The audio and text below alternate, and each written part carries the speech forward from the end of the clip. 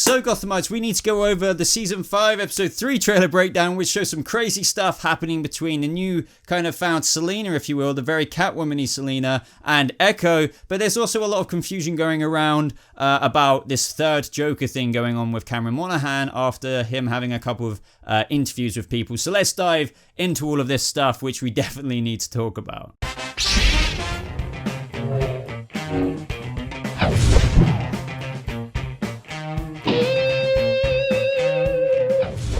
What is up, Gothamites? Welcome to a brand new Gotham Season 5 trailer breakdown, as well as like a little breakdown on a couple of other things, which I'm actually going to start right off the bat with. And that is, a lot of people are coming to me saying, oh, Boba, Cameron confirmed the third Joker, this, that, and the other. What I'm going to tell you is technically yes and technically no. There is going to be a third kind of person, if you will, but there isn't going to be an actual physical third person, if that makes sense. So essentially, Jeremiah, in my mind, is going to fall in the chemical vat, and there'll be somewhat of a reborn personality when he comes out as the Joker, and that we might see that in the 10-year time jump, for example. But there's not going to be like a third person or Joker, if you will, in the sense of a Valeska twin. He confirmed that, but that doesn't stop people thinking, okay, no Valeska brother, no other Valeska twin, but what about the clone? What about the clone Boba? That means, you know, since there's going to be a third interpretation, literally like Cameron Monaghan's words himself, that's probably going to be the clone, right? And what I'm saying is basically no. Now, amongst a couple of interviews, now I'm just going to go with the Entertainment Weekly one. He spoke about how there's going to be like, you know, they're going to be going really bold this season. Obviously, with the last season and what we've discussed before in previous videos, they're going to be given, they have been given certain liberties with the 5th and final season. Even putting it himself, and I'm paraphrasing here, like, well, when you have a last episode with Batman running around, you're going to kind of see other characters as well. Like, they've been given some leeway here. And that's something I was predicting for a long time. Like, if they're going to give them that, they probably will definitely have 1,000 arrows pointing towards this person being the Joker. So one quote here is Entertainment Weekly, and I will get onto the trailer in just a second, guys. One final Gotham question. They're not secretly triplets, are they? Not triplets, no secret other twin. We're seeing a very linear story arc with Jeremiah. Our point A is where we left off last season, and our point B is a huge jump, and I can't wait for people to see it. So bottom line, guys, is, you know, Jeremiah is going to fall in the vat. Very confident of that. They basically low-key kind of confirmed that in one of the recent trailers. I mean, for crying out loud, Jeremiah and Bruce are fighting in Ace Chemicals. You see them up against the rails. One of them's going to fall in. Oh, big surprise if that's Bruce. But there's this other clip they included in the trailer of Bruce looking at something, down at something with green illuminating his face, quite literally, and it's not as if Jeremiah's sitting there with a cup of tea or anything, as Bruce is still in this image, as you see, looking down at something.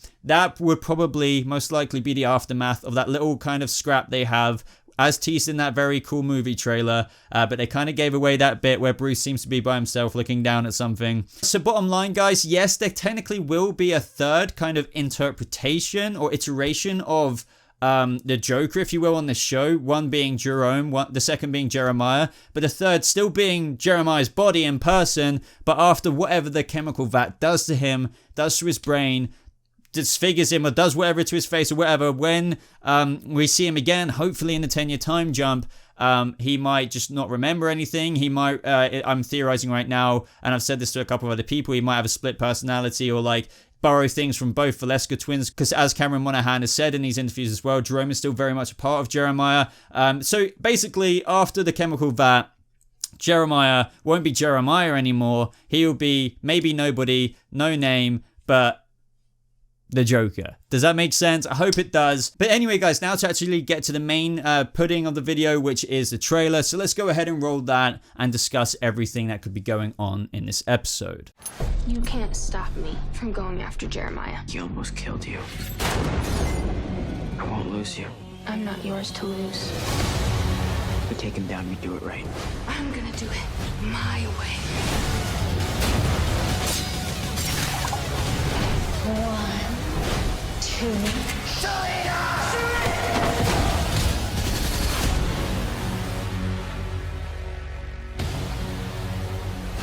So even though that trailer showed very little, it was still a very, very cool trailer. Now Selina is all well and feeling better, although very different because of what the route that Ivy gave Bruce did to her.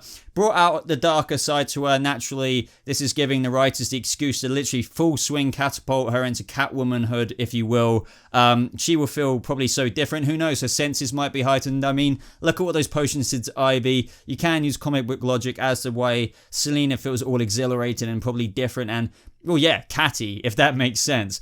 So that really first shot of her on the rooftop, just going up and raising up and just like breathing in the breeze, if you will, of Gotham City, that is what I meant by kind of embracing that cat-like side of her, with the properties of what the root probably unlocked in her, or gave to her even. But it does give her that dark side, like, kind of part of her, which we see in this trailer. For example, like where we see Bruce is like, we take them down and we do it right, which is such a cool Batman thing to say, I feel. And they're talking about when they're versus the mutant leader or like the mutant gang as well. And Selina's just like, I'm going to do it my way. But the way she says that was really cool. It gave me chills. I really, really like that. There's things I like about what they've done with this, and there's things I don't like so much, like the cat eyes, as I've said in my review. Check it out in the cards above. If you haven't seen my review for episode 2, not a massive fan of those cat eyes. If they're going to stay here, I'm fine with it. If it's just like a little flash thing, side effects from the root or whatever it was in that episode, but as long as they're not all the way throughout metahuman-esque wise in the season, I'll be cool with it. Here we can see what we've seen before in other trailers where she's like fighting with Bruce, basically Batcat fighting, very, very cool to see, but she's going too far, like literally like not stopping with her claws on the freaking hand, slicing the poor mutant leader's face off.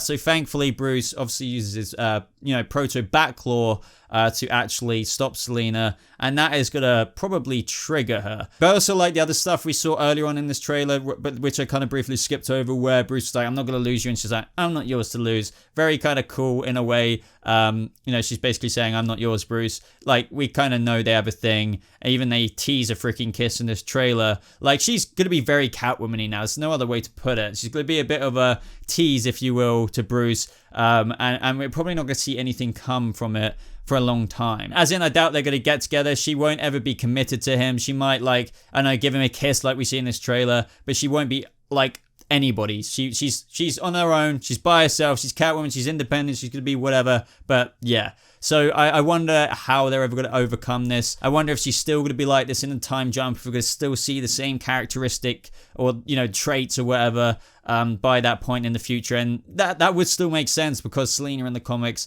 in quite a lot of versions is like how Selina is going to be throughout in Gotham Season 5. But guys, this isn't the only thing we see in this trailer. Obviously, a big portion of it is Echo. Now, I think this is going to be a huge episode for Echo in terms of, anything we've kind of seen her in before. Not only in terms of appearance, but like dialogue as well. We're actually going to see her say quite a few things compared to normally she's quite quiet. Jeremiah's been quiet at the front, and Echo's just been the silent kind of helper, of Jeremiah's. And I do believe she is doing Jeremiah's bidding. And in this episode, essentially, she will be going after Jeremiah because, after all, Jeremiah is responsible for that injury of hers. So this will naturally lead them to the place of where Echo is hanging out. I don't know if you guys noticed, amongst the fight on the windows, there is basically a Jeremiah church-esque window, if you will. Now, I did hear rumors or something like about this cult of Jeremiah, or like Church of Jeremiah or something like that. And you could definitely say that might be happening now because you see Jeremiah on these windows. Now, you could say this is just like a Jeremiah fanboy, fangirl place that Echo has done herself. Could be the case, but at the same time, this could just be a place that Bruce and Selina have tracked down, and since it's a place of where Jeremiah's worshippers might be, or even if it's just Echo's place, it makes sense that it's going to be looking like this. Now, I believe this place as well is what we've seen from other parts from previous trailers. I think the first Gotham trailer where we see that really cool combat action scene where Bruce is taking out those people with the masks on. I think they're like Echo's / Jeremiah's followers there. And then we see that massive kind of like empty pool with a load of blood in it. That is what we see here as well, I believe. So I think this is all like the same place. But the really interesting thing here is that there's a load of like pistols there and bullets. And when Echo's saying 1, 2, and 3, it looks like they might be doing a bit of Russian roulette. And that is why Bruce is kind of screaming Selina because, essentially when you're playing that game, you could die. But I think Selina's going to break those rules because as we see in one of the rounds they're doing with Russian roulette, she kicks the gun away from Echo, and that is when they start, hand-to-hand melee combat. Now, I don't know how I feel about the whole hiss, the cat hiss that Selina does. I would love to know what you think down in the comments below. I know it is, you know, still Catwoman-y in a way, especially with the properties they've given and the context we have now to Selina post-potion. Well, not potion, but post like seed that Ivy gave Bruce to give Selina. Like, she is very Catwoman. Well, they've spelled that out with those cat eyes. But what I'm trying to say now is, I guess it should come at no surprise to me that she's doing a cat hiss. But I don't know how I feel about it, to be honest. It is cool, but at the same time I find it slightly like, yeah. But I think what they're trying to do there and the way Selina is behaving is they're really trying to spell out to people that she is being really reckless now. She's being completely different to what she was before. She's not essentially the same Selina Kyle we knew before.